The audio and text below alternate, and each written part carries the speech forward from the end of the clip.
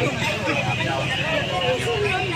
ano namin sa system, tatanggap pa po yan kasi lahat ng nag-orient na sa ulan.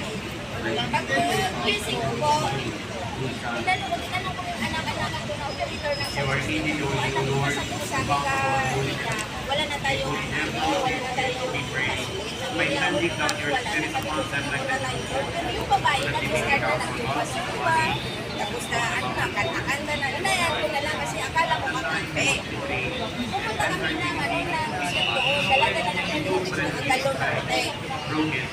Saka naligo pa nga ako doon. Pagkabalik namin, mga siguro mga alas 9 na yun, mga alas 10. Andito pa rin siya ako makanta-kanta. Sabi ko, anak, huwag ka muna mag-start, magpa-andar, magpapita natin. Sisilip ko na ako sa simbahan namin.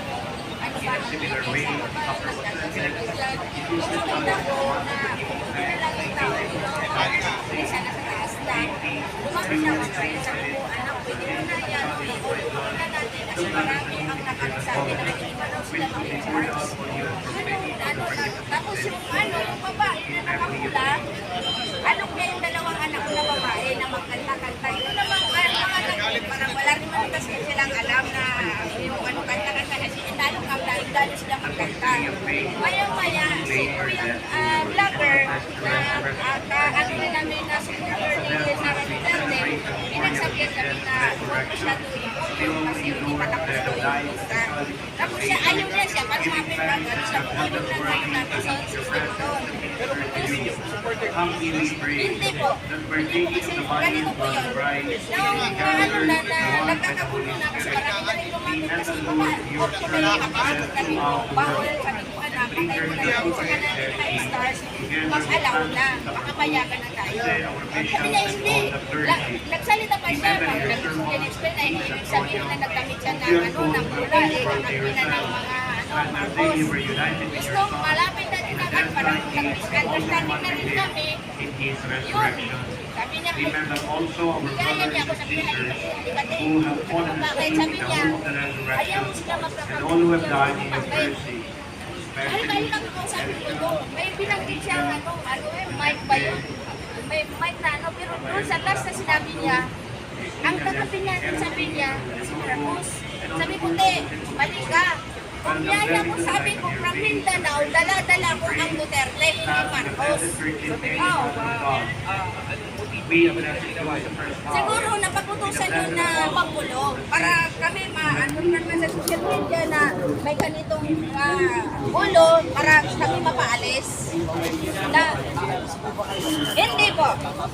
Saka sila, nung ganito po, nung masabi niya sa akin na may makakausap siya, hindi ako pumayag. Siya mismo ang tumawag, siya ang nag-usap. Hindi umabot ng 5 minuto, andyan na yung mga kapulisan natin.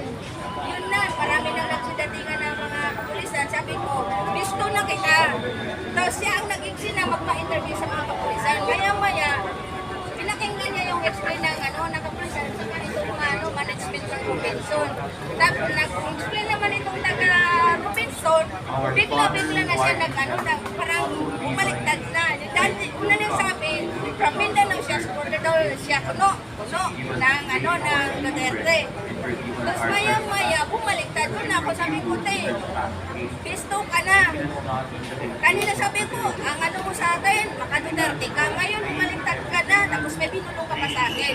Doon na parang iniiwasan na niya ako kasi hadlangan ko yung niya kasi sabi niya, oo, tama. Sabi ko, tama nga sila na kung may permission bang isang araw, kung may permission man silang pinayagan kami mag-stay dito ng kalahating minuto or 1 minuto, wala silang magawa na paalisin kami. Bakit may karapatan kami dito sa exercise na to? Kasi taong bayan na ang nagdesisyon pumunta mag-stay dito na walang bayad yan. Kami mismo ang nagpusak punta dito. Sabi niya, hindi, tama sila, sir.